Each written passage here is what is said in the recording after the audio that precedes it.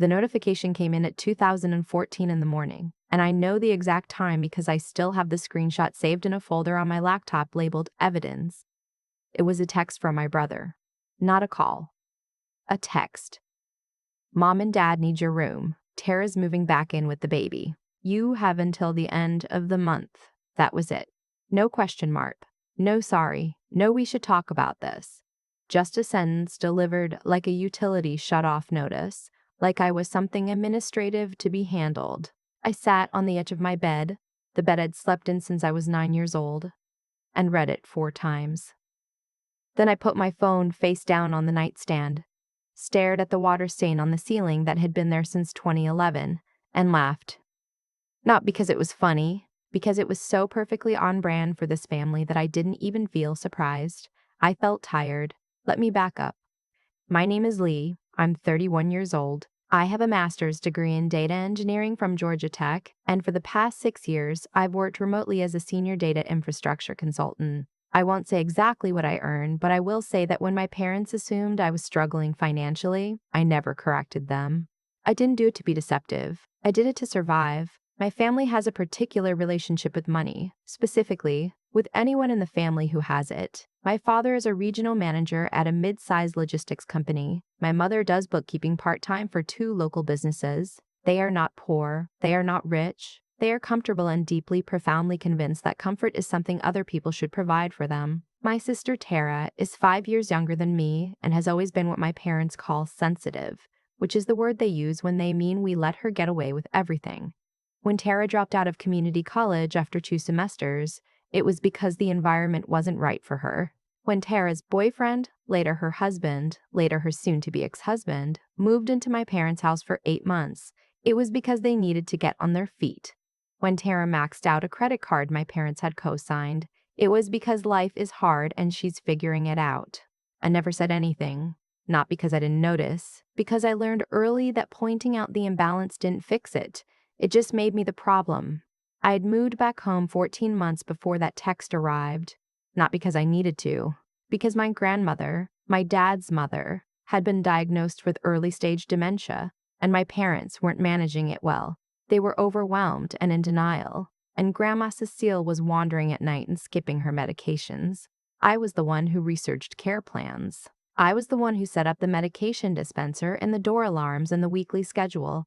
I worked my remote job during the day and made sure she ate dinner every evening. My parents accepted all of this the way you accept a service you didn't pay for. With occasional thanks and total expectation, I paid them $800 a month in rent. I bought my own groceries. I did not touch their finances, did not ask for anything, did not mention my bank accounts or my investment portfolio or the property I'd purchased 2 years prior. A small rental duplex in Decatur that I'd been quietly managing on the side. Nobody asked and I didn't tell. So when my brother sent that text at 2 in the morning, I understood the logic immediately. Tara was leaving her husband. She had a 10-month-old daughter. She needed space. And in my family's arithmetic, the space that made the most sense to give her was mine.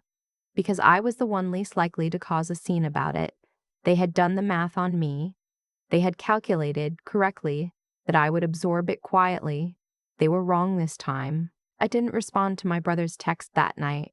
I lay back down and looked at the ceiling and thought about the last 14 months. The night I drove Grandma Cecile to the ER at midnight because she'd gotten confused and fallen trying to get to the bathroom. The Sunday mornings I'd spent on the phone with her insurance company. The Thursday evenings I'd sat with her watching old episodes of Jeopardy because it was the one thing that seemed to calm her down. I thought about all of that, and I thought about the text on my phone, and then I opened my laptop and started working. Not because I was upset, because I had a plan to finish. The next morning, I came downstairs at 7:30 and made coffee. My mother was in the kitchen. She had the look she gets when she's about to say something she's already decided is reasonable. "Did you see what your brother sent you?" "I did," I said. "Tara really needs the room, Leigh. She doesn't have anywhere to go, and the baby—" "When do you need me out?" She blinked. She'd expected resistance. The absence of it threw her. "End of the month would be, if you need more time." "End of the month is fine," I said. I poured my coffee. "I'll figure it out." She stood there for a moment, clearly waiting for something, an argument, maybe, or at least some visible pain she could address and dismiss. When neither came, she said, "You know we love you, Leigh," in the tone people use when they're preemptively defending themselves against an accusation nobody made. "I know," I said. I took my coffee upstairs. Here's what nobody in my family knew. 18 months before that text, I had formed an LLC in Delaware. I'd named it Arrowwood Consulting Partners. It held the rental duplex in Decatur, a small commercial property I'd purchased on the edge of a revitalizing neighborhood in Atlanta, and a growing amount of cash reserves from both my consulting income and rental revenue. I had an accountant. I had a real estate attorney. I had been quietly, methodically doing what I do professionally, which is build systems that run invisibly and reliably in the background. But with my own finances, my name wasn't on the public-facing paperwork in any way that would show up in a casual search. Arrowwood was managed by a registered agent. My income, when people ask, was described as data work in the vague way that satisfies most people and invites no follow-up questions. My family knew I worked in tech. They thought that meant I was doing okay, not outstanding. Okay, they had no idea that in the 14 months I'd been living in their house, I had made more money than my father had earned in the previous 4 years combined. I moved out on a Tuesday, 26 days after my brother's text. I hired movers. Discreetly, early in the morning, while my parents were at work. Grandma Cecile was in the living room watching the morning news. She squeezed my hand when I came to say goodbye. "You're leaving?" she said. "For a little while," I told her. She looked at me for a long moment, the way she sometimes did when the fog lifted briefly and she was entirely herself. "They're not being fair to you." "I know, Grandma. You turned out wonderful anyway," she said. "Don't let them make you think otherwise." I hugged her for a long time. I didn't cry until I was in my car. I didn't go far. I went to my duplex in Decatur, where my own tenant had moved out the month before. I'd planned it that way. I'd been planning a lot of things. I gave my family 3 weeks of silence, not because I was avoiding them, though I was, but because I needed to wait for something specific to happen. I needed to wait for my father to make a move. I knew him. I knew that the moment I left without falling apart, without begging, without making it dramatic, he would read it as weakness. He would assume that I'd gone off to struggle quietly, the way he expected me to, and that the path was now clear. I was right. The call came on a Thursday afternoon. I was at my kitchen table reviewing a client deliverable when my phone lit up with my father's name. I let it ring twice, then answered. "Hey, Dad." "Leigh." He had his business voice on, the one he uses when he thinks he's managing someone. "I wanted to reach out. How are you doing? Getting settled?" "Really well, actually. How's Grandma Cecile?" Yeah, she's fine. Tara's getting the hang of things." A pause. "Listen, I wanted to talk to you about something. An opportunity." And there it was. My father explained that he and a friend, a business contact, he said, were looking to make an investment in a small commercial property. Not a big deal. A small strip center in Marietta. They'd found a lender, had most of what they needed, but there was a gap in the documentation. His contact's assets were tied up. His own credit profile had a few items on it he didn't want to flag. He needed a co-signer. He needed, specifically, someone with a clean credit history, stable income, and no existing real estate liabilities that would complicate the application. He needed me. "This is a really solid investment, Leigh. You'd be doing us a huge favor. Your name is only on it for the loan documentation. You wouldn't be responsible for anything operationally." I let 3 seconds of silence sit between us before I spoke. "I need to look at the terms," I said. "Can you send me everything? The property details, the loan documentation, everything?" "Of course," he said, and I could hear the relief in his voice. He thought he had me. "I'll send it tonight." I hung up, and I sat for a moment, and then I opened a new file on my laptop and started making notes. What he sent me that evening was not clean. I spent 2 hours with the documents. Then I sent them to my attorney. Her response came back the next morning, and it was not good. The lender was a private lending company, not a traditional bank. The interest terms were aggressive, but what stood out was a section deep in the disclosures in which my income had been listed, not estimated, listed, specific numbers, and writing that did not come from me, because I had not provided them. My father's contact had pulled my name from a professional licensing database and fabricated income documentation to attach to the loan application. They had represented in writing to a private lender that I earned a specific figure annually, a figure that was actually lower than my real income, which almost made it more insulting. And they had done this without my knowledge or consent. I called my attorney and asked her to walk me through what I was looking at. Income fraud on a loan application is a federal offense, she said. Using someone's identity to do it compounds the problem significantly. Leigh, they committed fraud in your name. I asked her what my options were. She told me. I took 24 hours. I walked around my neighborhood. I made dinner. I sat with what I'd learned and thought about Grandma Cecile's hand in mine, and the text at 2 a.m., and every dinner I'd cooked, and every medication I'd organized, and every assumption they'd made about what I would absorb without complaint. Then I called my attorney back and told her what I wanted to do. I want to be clear about something. I didn't want to destroy my family. That wasn't the goal.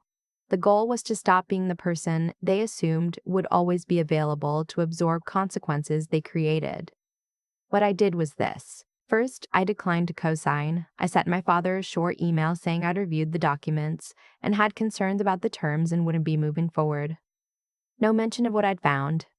Just, no. Second, I filed a report with the Consumer Financial Protection Bureau documenting the fraudulent use of my identity in the loan application. My attorney handled the formal reporting. It was quiet and procedural and thorough. Third, and this is the part I had been building toward for longer than any of them knew, I made an offer on a property. The strip center in Marietta my father had wanted to invest in had been listed for 6 weeks. The owner was motivated. The deal my father had been trying to put together was already shaky before I declined to co-sign. With the fraud report filed, it collapsed entirely. Arrowwood Consulting Partners made a clean, all-cash offer 2 weeks later. It was accepted. My father called me 4 days after the deal closed. He'd found out through his contact, who had found out from the listing agent, Leigh. His voice was strange, flat in a way I hadn't heard before. Did you buy that property in Marietta? Arrowwood did, yes, I said. What is Arrowwood? My company, I said. I've had it for a few years. I should have mentioned it. A long silence. How long have you, what do you mean, your company? Dad, I work in data consulting. I've been doing well for a while. I don't really talk about finances with family. You know how it is. Another silence. I could hear him processing it in real time. The move out, the cosign request, the property. You bought it, he said slowly. You bought the property I was trying to buy. I bought a property, I said. The one you were pursuing wasn't a viable deal. I looked at the documents, remember? The terms were bad. I paused. There were also some irregularities in the documentation that I had to report. I assume you're aware of that. The silence this time was different. Heavier. Leigh, Dad, I have a call in 10 minutes. We can talk more later. I hung up. My mother called an hour after that. Then my brother. I let them both go to voicemail. My brother's message was long and started with, "You need to explain yourself," and ended with something about family loyalty that I did not find compelling. My mother's message was shorter. She said she didn't understand what was happening and that she hoped I wasn't doing something I would regret. I called her back that evening. I'm not doing anything I'll regret, I told her. I'm doing exactly what I should have been doing all along. Leigh, your father is, Mom, I want to ask you something, and I want you to actually answer it, not manage it, answer it. I waited. When Tara needed a place to go, you gave her my room. Before you called me, before you had a conversation with me, you sent me a text through my brother at 2 a.m. and told me I had until the end of the month. Silence. I was living in that house. I was paying rent. I was taking care of Grandma Cecile. I was doing all of that, and when it became inconvenient, you relocated me like furniture. We didn't think you'd have trouble finding somewhere. That's exactly it, I said. You didn't think about me at all. You thought about Tara, and then you thought about how to make the logistics work, and I was a logistic. She started to cry. I had expected that. My mother's tears are real, I don't doubt that, but they have always functioned, in our family, as a way to shift the conversation away from what she's done and toward how she feels about being confronted with it. I love you, Mom. I'm not disappearing, but things are going to be different now. I said goodbye and hung up. The CFPB report triggered a broader review. I won't go into all the details because some of it is still ongoing, but my father's contact, the one who had fabricated the income documentation, had done similar things before, with other people. The report didn't just flag my case. It became part of a larger pattern that investigators were already looking at. My father didn't go to prison. I want to be honest about that, because I think some people, hearing this story, want a cleaner ending than reality provides. He was not directly charged, his contact was. My father faced a separate civil proceeding related to his role in the transaction and paid a significant fine. He also lost his job, not because of the legal issue, but because the company he worked for conducted their own review when his name appeared in a regulatory filing and found unrelated compliance problems that had been overlooked. He is currently employed part-time. My mother has taken on more bookkeeping clients to compensate. Tara is in my old room, and honestly, I don't have much anger left for her. She didn't send the text. She didn't ask for any of it specifically. She just let it happen, which is its own kind of failure, but it's a smaller one. Grandma Cecile moved to a memory care facility 8 months ago. I visit her every Sunday. I bring her banana bread because she told me once that her mother used to make it, and she lights up every single time like it's the first time. I handle her facility billing. I stay for 3 hours every week, minimum. Nobody in my family asked me to do that.